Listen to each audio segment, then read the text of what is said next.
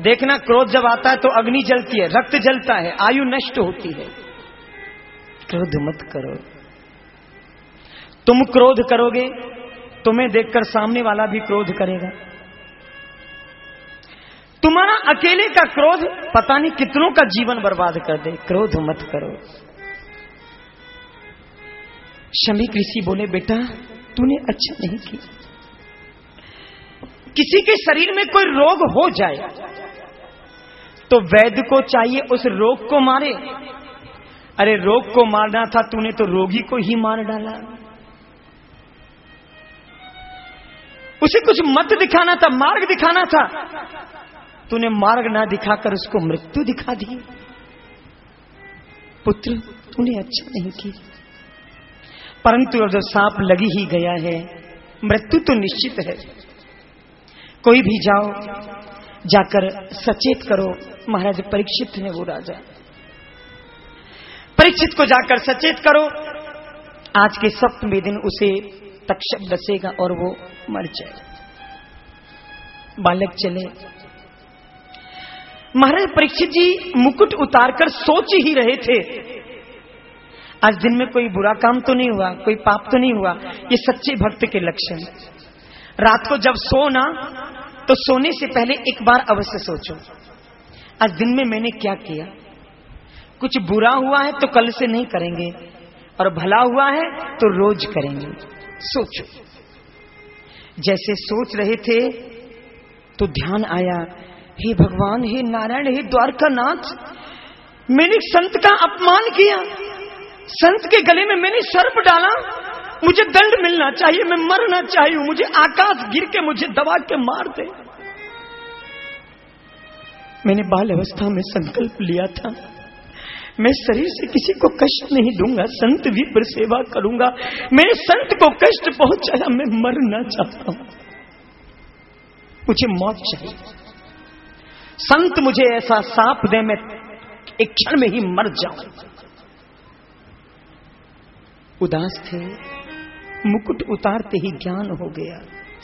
कई लोग कहते हैं, पंडित जी सोने में कलयुग का निवास है तो सोना नहीं पहनना चाहिए। अब गीता में तो मेरे कृष्ण ने कहा है कि धातुओं में जो स्वर्ण है वो मैं हूं, जैसे वृक्षों में पीपल है वो मैं हूं।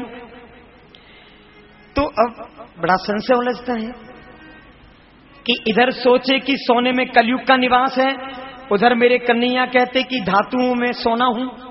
किसका निवास मानोगे हम, कन्हैया का या कलयुग का?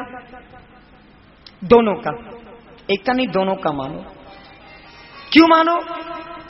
वो इस प्रकार मानो कि जैसे किसी की हत्या करके सोना लिया जाए, किसी को दुख देकर, किसी से छीन करके, चोरी करके जो सोना लिया जाए, पाप का कमाया है, पाप का सोना है। तो जो पाप का सोना है उसमें कलयुग का निवास है, जो पुण्य की कमाई है उसमें कलयुग का नहीं, उसमें तो मेरे कन्हैया का निवास है। आप ये मत सोचना कि सोने में कलयुग का ही निवास होता। हम तो खूब सोना पहनते हैं, हमारे कन्हैया ने दिया है तो काय को ना पहने भैया, पहनेंगे हम तो, जब उसने दिया है तो पहनेंगे। हर सोने में कलयुग का निवास नहीं होता। ये जो महाराज परीक्षित ने जो सिर पे मुकुट धारण किया हुआ था, ये जरासंध का था। इसके ऊपर कितनी हत्याएं हुई थी, कितने पाप हुए थे, कितना दुराचार हुआ था। पाप की कमाई थी। हाँ, अब जो पाप की कमाई है उसमें तो कलयुग का ही निवास होगा। और उसी कलयुग ने महाराज परीक्षित की मति को विपरीत कर दिया था। महाराज परीक्षित सोच ही रहे थे, दो बालक आए, आकर कहा, राजन सावधान। परीक्षित जी हाथ जोड़कर खड़े हुए, आज्ञा भगवान, क्या सेवा करो? बस सेवा नहीं, मतलब बलराजन आपको सांप मिल गया है। कैसा सांप? आपने संत का अपमान किया था, गले में सर्प डाला था, तो आपको संत द्वारा सांप मिल गया है। आज के सप्तमें दिन तुम्हें तक्षक डसेगा और तुम्हारी मृत्यु हो जाएगी। डरे नहीं परीक्षित, क्या डरना, मौत से डरना नहीं, मरना तो पड़ेगा। जीवन है तो मरना भी पड़ेगा। भागवत जी में दो को अपनी मृत्यु पहले विदित हो गई थी, एक कंस को, दूसरा महाराज परीक्षित। अरे भैया, परीक्षित तो बड़भागी है जिसे पता है कि 7 दिन तक मुझे कोई नहीं मार सकता। हमें तो क्षण का पता नहीं। क्षण भंगुर जीवन की कल का, कल प्राति को जान खिली न खिली। मलियागिर की सच शीतल मंद, सुगंध समीरी चली ना चली। कलिकाल कुठार लिए फिरता, तन नम्र सुचोट झिली न झिली। भजले हरि नाम हरि रसना, फिर अंत समय पे हरि ना हरि। फिर अंत समय पे हरि ना हरि। अरे मानव, एक क्षण का भरोसा नहीं। मरने से क्या डरना, मरना तो पड़ेगा। जन्म लिया है, मरना तो पड़ेगा। दो बातन को भूल मत, जो चाहे कल्याण। नारायण एक मौत को, दूजे श्री भगवान। जीवन में दो ही बात सच है, या तो मौत सच है या प्रभु सच है। लेकिन बंधु, हमें मरना ही नहीं, हमें तरना है। तरोगे कैसे? मरना मरना सब कहे, पर मरण न जाने को। अब की बार ऐसे मरो कि फिर मरना ना हो। ऐसे मरो कि फिर मरना ना हो। क्योंकि आया है सो जाएगा, राजा रंग फकीर। कोई हाथी चढ़ चला, कोई बांध गया जंजीर। हमारे पास लोग आते हैं, कोई कहता महाराज जी दुकान लगा रहे हैं, ऐसा मुहूर्त देखो दुकान अच्छी चले। कोई कहता फैक्ट्री का अच्छा मुहूर्त देखो। कभी कभी बेचारे कुर्सी वाले भी आ जाते हैं, आकर कहते हैं महाराज जी ऐसा मुहूर्त दो, हम कुर्सी पर ऐसे बैठे हैं कि नीचे से कुर्सी हटे ही नहीं, हमारे बाप की हो जाए। लेकिन सब अनिश्चित। दुकान अच्छी चले ना चले अनिश्चित। फैक्ट्री में संसार की दौलत आए ना आए अनिश्चित। दुकान भी अनिश्चित, फैक्ट्री भी अनिश्चित, कुर्सी मिले ना मिले अनिश्चित। लेकिन मृत्यु निश्चित है। सच बताऊं, आज तक कोई ये नहीं पूछता कि महाराज जी हमें मरना है, मरने से पहले क्या करना है। हमें मरना नहीं, हमें भवसागर से तरना है। महाराज युधिष्ठिर जी से किसी ने प्रश्न किया, धर्मराज संसार का सबसे बड़ा आश्चर्य क्या है? युधिष्ठिर जी ने उत्तर दिया, संसार का सबसे बड़ा आश्चर्य यही है, हर इंसान एक दूसरे को मरता हुआ देख रहा है। सबको पता है मरना है, जाना है, सब देख रहे हैं मरते हुए, सब देख रहे हैं जा रहे हैं, फिर भी अपने आप को अमर समझ बैठते हैं। सोचते हमें तो मरना ही नहीं, मरना तो पड़ेगा। अरे मानव, कहां भटक गया तू? जाएगा जब यहां से कुछ भी न पास होगा, 2 गज कफन का टुकड़ा तेरा लिबास होगा।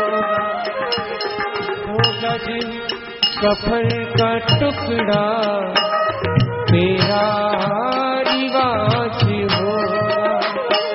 जाएगा जब यहाँ से कुछ भी न पास होगा, तो गज कफन का टुकड़ा तेरा निवास होगा।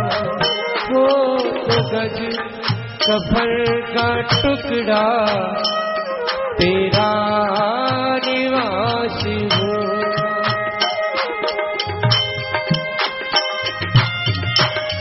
श्री राधे।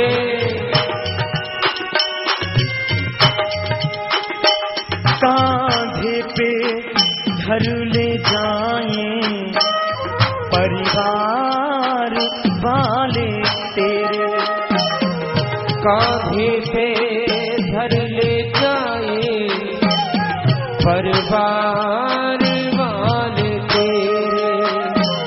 यमदूत ले पकड़ के डोलेंगे घेरे घेरे, हो यमदूत ले पकड़ के डोलेंगे घेरे घेरे। पीटेगा छाती अपनी, पीटेगा छाती अपनी, कुनवा उदास होगा। दो गज कफन का टुकड़ा तेरा लिबास होगा। हो दो गज कफन का टुकड़ा तेरा निवास होगा।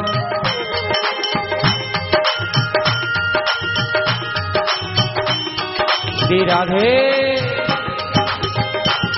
चुन चुन के लकड़ियों में रख दे तेरे बदन को, चुन चुन के लकड़ियों में रख दे तेरे बदन को। आकर के झट उठा ले महतर तेरे कफन को, आकर के झट उठा ले महतर तेरे कफन को। दे देगा आग तुझ में, दे देगा आग तुझ में, दे देगा आग तुझ में, बेटा जो खास होगा। दो गज कफन का टुकड़ा तेरा निवास होगा। हो जाएगा जब यहाँ से कुछ भी न पास होगा। दो गज कफन का टुकड़ा तेरा निवास होगा। हरि बोल।